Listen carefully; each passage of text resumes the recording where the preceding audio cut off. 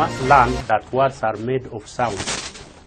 We want the pupils to be able to know how to hear and recognize each sound in a word very quickly so that pupils become stronger readers. The sound recognition activity helps the pupil to learn new sounds and practice listening for the sound in a word.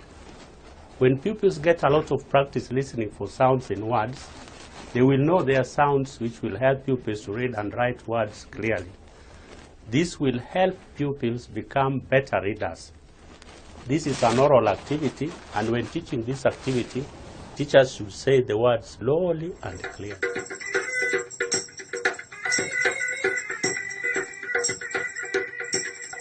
When we read, we put sounds together to make words.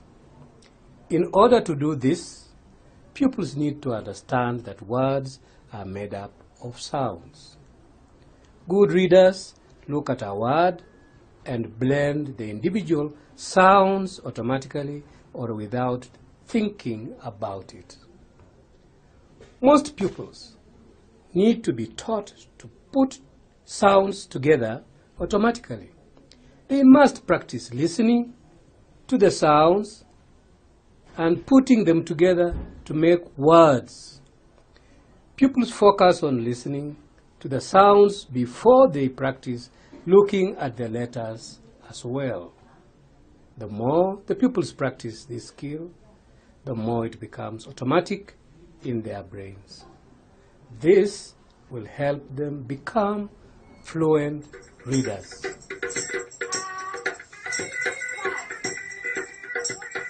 Segmenting means breaking something into parts. When we practice segmenting with reading, we're actually breaking words into parts or sounds. Pupils will need to know that words are made up of sounds in order to become fluent readers and writers. In this activity, we want pupils to name the sounds in a spoken word. Naming the sounds help pupils both read and write words. In this activity, it is important that teachers say the word clearly and slowly. I will give an example of segmenting. The word is mat. This can be segmented as at. I will repeat. The word is mat. This can be segmented as at, mat. I broke the word into sounds. This is an example of oral segmenting.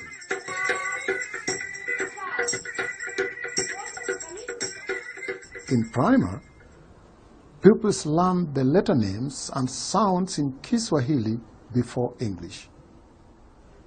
When we learn English, we look for letters that have the same sounds in both Kiswahili and English. We know that we do not need to spend time relearning these letters because they are the same. So when we learn letters that are different in English and Kiswahili, we spend more time focusing on the different sounds. In this activity, the teacher uses letter cards and pocket charts, or a blackboard for that matter. It is important that the pupils can see the letters clearly.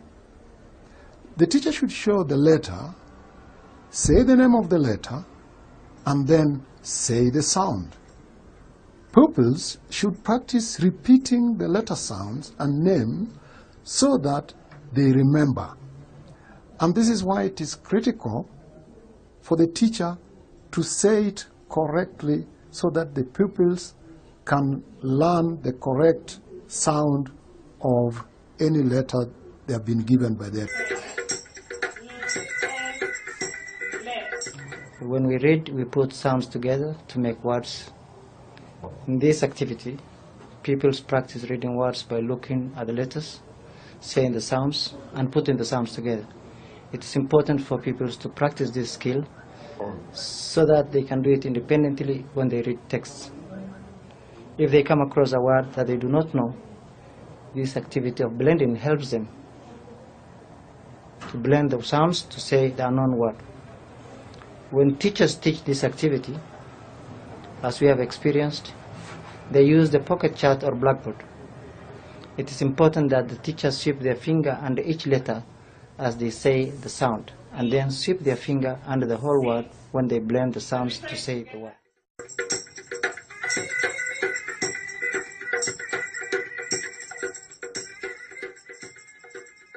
In primer, we teach vocabulary by saying the word, asking pupils if they know the word, saying and showing the meaning of the word, and using the word in a sentence. This way of teaching lets pupils hear the correct pronunciation of the word and allow the pupils to think about the word meaning. The teacher helps pupils to know the word meaning by giving them a simple definition. The definition could be a picture, an action, or point to the object in the room. If there is no way to show the word, the teacher can describe the word using words that the pupil know. Finally, the teacher and pupil should practice using the new word in a sentence that helps to tell and or explain what the word means. Using the word in a sentence that explains the meaning of the word will help pupils to understand and remember the word.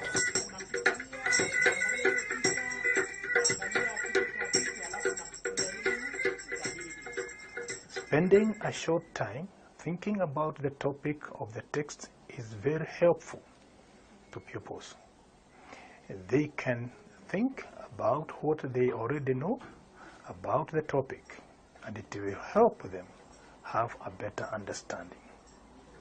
We also want pupils to practice thinking about what will happen in the reading. This helps the pupils check their understanding as they read and encourages pupils to reread to better understand. It is important that we also talk about whether or not our predictions or guesses were correct after we read the story. We ask two different types of questions. The first type of question is one where the answer is in the text. The teacher can show how to go back to the text and look for information. This is an important skill for pupils to learn. Good readers know how to go back to the text to look for an answer. We want our pupils to learn this habit to become stronger readers. The second type of question does not have an answer that can be found in the text. We ask these types of questions so that pupils can think about the subject and the possible answers. With these types of questions, there is usually more than one right answer. These types of questions help pupils think more about what they have read.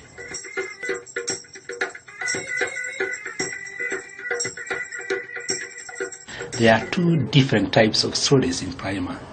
The first type of the story is a teacher read story. In this story, pupils listen to the teacher read the story. Listening to a teacher read a story helps pupils learn language, structures, and apply it to their own reading. The stories that the teacher reads also have many words that they have not learned before.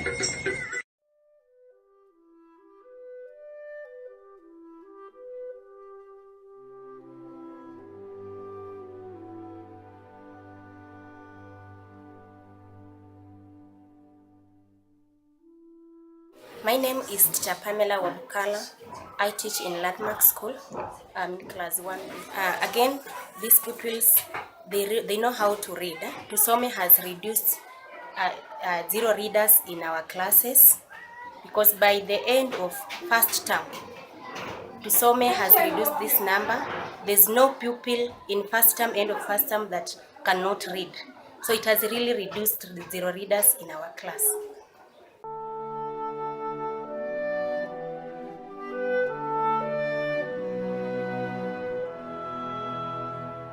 It helps people to read and write, and also it helps people to speak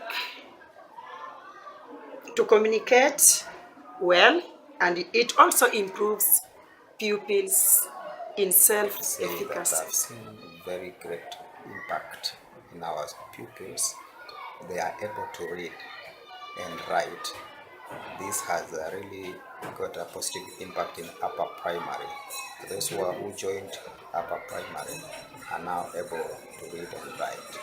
We've also seen the great improvement in enrollment. We had close to 52 pupils when Tusome was coming in, but now class 1, we are now over 90 pupils, which has really built the confidence of the parents in what the teachers are doing. Now? Yeah, so far I cannot see any challenge with the Tusome program. Their meetings have been very good. Even the trainings have impacted positively in the lives of the teachers. We've seen even the frequent visit by the coaches, making the learning easy and also encouraging the teachers to work well in the classroom.